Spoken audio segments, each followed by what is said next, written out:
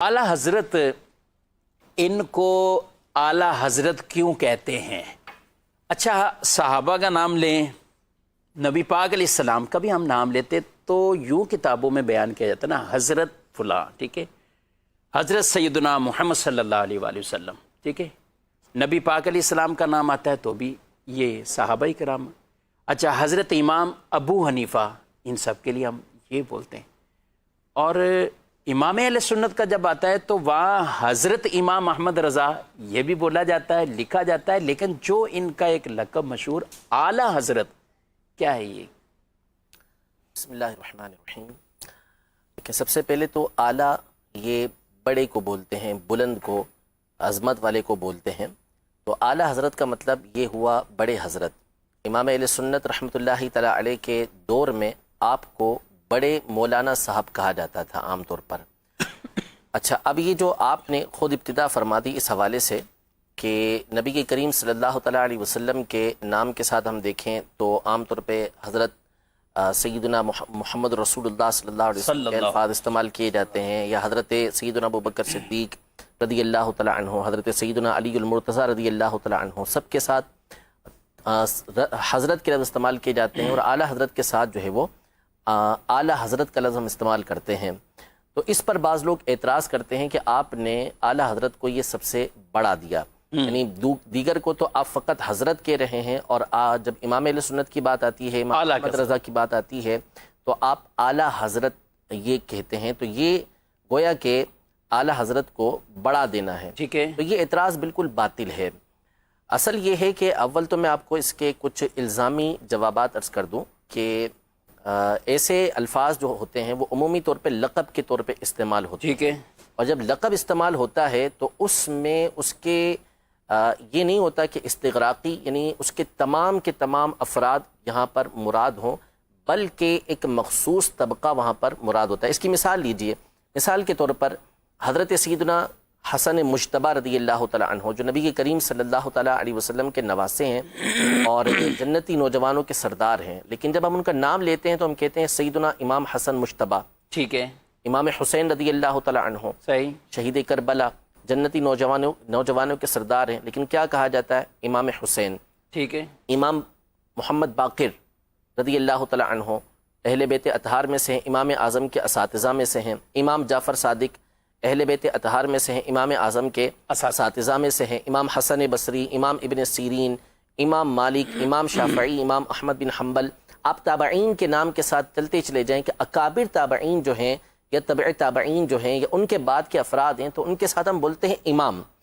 लेकिन जब बात आती है नौमान बिन साबित रहमतुल्लाहि तआला अलैह, अबू हनीफ़ा रहमतुल्लाहि तआला अलैह, तो उनके नाम के साथ हम बोलते हैं इमाम आज़म। आज़म और आला का माना एक ही है, यानी बड़े इमाम। तो अब कोई ये इतराज़ करे कि यार आपने तो इमाम आज़म को इमाम हसन मुज्तबा से बढ़ा दिया, इमाम हुसैन से बढ़ा दिया, हालांकि ऐसा कोई भी नहीं कहता, ठीक है। ये एक मिसाल हो गई इल्मी एतबार से। अब मिसाल के तौर पर एक और मिसाल दुनियावी एतबार से, हमारे जो कायद हैं, हमारे रहनुमा, सबसे बड़े रहनुमा कौन है? नबी के करीम सल्लल्लाहु तआला अलैहि वसल्लम की ज़ात गिरामी। हमारे कायद हम ये कहेंगे कि अबू बकर सिद्दीक़ रदी अल्लाह तआला अन्हु हैं। हमारे कायद खुलफ़ाए राशिदीन हैं। हमारे कायद अहले बैत अतहार हैं। हम कायद कहते हैं कि कायद अहले सुन्नत फ़ुला कायद, फ़ुला कायद, फ़ुला कायद। लेकिन जब मोहम्मद अली जिन्ना साहब का नाम आता है तो हम क्या कहते हैं? कायद आज़म। तो क्या कायद आज़म कह के हमने उनको नबी के करीम सल्लल्लाहु अलैहि वसल्लम से बड़ा कायद बना दिया? हरगिज़ ऐसा नहीं। तो असल ये है कि ये जो लक़ब होते हैं, इस तरह के जो अल्फाज होते हैं, इनको बोलते हैं कि ये उमूर निस्बिया में से हैं। उमूर निस्बिया का मतलब ये होता है, जैसे मिसाल के तौर पर मैं ये कहूँ कि सबसे बड़े आलिम जो है सज्जाद भाई हैं, मुफ्ती सज्जाद साहब हैं, ठीक है। तो अब कोई ये कहेगा कि क्या मुफ्ती सज्जाद साहब, जिनको मैंने सबसे बड़ा आलिम कहा, तो ये क्या मुफ्ती कासिम साहब से भी बड़े आलिम हैं? ज़ाहिर सी बात है कि हम में से कोई भी नहीं कहेगा कि मुफ्ती कासिम साहब से बड़े आलिम हैं। बल्कि इसका मतलब क्या हुआ कि हम जो यहाँ पर अफराद मौजूद हैं, हम में सबसे बढ़कर इल्म के अंदर ये हैं। तो इसका मतलब ये है कि इस तरह के अलकाबात जब इस्तेमाल होते हैं तो मखसूस तबका, मखसूस दायरा ये मुराद होता है। तो आला हज़रत इमाम अहले सुन्नत रहमतुल्लाहि तआला अलैह के लिए जब ये लफ्ज़ इस्तेमाल किया जाता है तो इसका मतलब ये होता है कि आप अपने ज़माने के अफराद और अपने माबाद के अफराद के ऊपर फ़ौक़ियत रखते हैं, अपने बाद वाले अफराद के ऊपर आप فائق ہیں، بلند ہیں ان سے، علم کے اندر، تقوی کے اندر، عشق کے اندر، ان تمام چیزوں میں اللہ نے آپ کو بلندی عطا فرمائی تھی، اس لیے علماء نے آپ کو اعلیٰ حضرت کا یہ لقب دیا۔ نعوذ باللہ اس کا مطلب یہ نہیں ہوتا کہ پچھلے جو بڑے بڑے اکابر گزرے ہیں ان کے اوپر اعلیٰ حضرت رحمۃ اللہ تعالی علیہ کو فوقیت دی جا رہی ہے۔ قرآن مجید فرقان حمید میں اللہ تبارک و تعالی ارشاد فرماتا ہے، یرفع اللہ الذین آمنوا منکم والذین اوتوا العلم درجات، کہ اللہ تبارک و تعالی تم میں سے ان لوگوں کے درجات کو بلند کرتا ہے جو ایمان والے ہیں، بالخصوص ان کے درجات کو بلند کرتا ہے کہ جو علم والے ہیں۔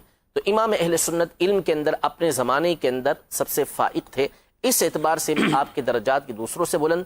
قرآن پاک میں ایک اور مقام پہ اللہ تبارک و تعالی ارشاد فرماتا ہے، وَأَنْتُمُ الْأَعْلَوْنَ إِن كُنْتُم مُؤْمِنِينَ، اگر تم ایمان والے ہو، مومن ہو تو تم ہی اعلیٰ ہو۔ تو اعلیٰ حضرت رحمۃ اللہ تعالی علیہ کامل ایمان والے تھے کہ آپ جب پیدا ہوئے اس کی جو تاریخ بنتی ہے وہ بنتی ہی یہی ہے کہ اللہ تبارک و تعالی نے ان کے دلوں کے اندر ایمان کو مضبوط کر ڈالا ہے۔ ماشاءاللہ۔ تو امام اہل سنت کامل مومن تھے، اس اعتبار سے بھی آپ کو اعلیٰ کہا جاتا ہے۔ تو نعوذ باللہ اس کا مطلب یہ نہیں کہ آپ پچھلوں سے بھی یعنی جو اکابر تابعین ہیں، جو صحابہ کرام علیہم رضوان ہیں، ان سے بھی اعلیٰ ہوں، ایسا نہیں، بلکہ اپنے ایک دائرے کار کے اندر اپنے بعد والوں کے اوپر آپ کو یہ الفاظ، یہ لفظ جب بولے جاتا ہے تو ان میں بلندی مراد ہوتی ہے، اور لقب جب دیے جاتے ہیں نا تو لقب سے ایک مخصوص شخصیت مراد ہوتی ہے، اس میں استغراق یعنی تمام کے تمام کو گھیر لینا یہ مراد نہیں ہوا نہیں ہوتا۔ ماشاءاللہ۔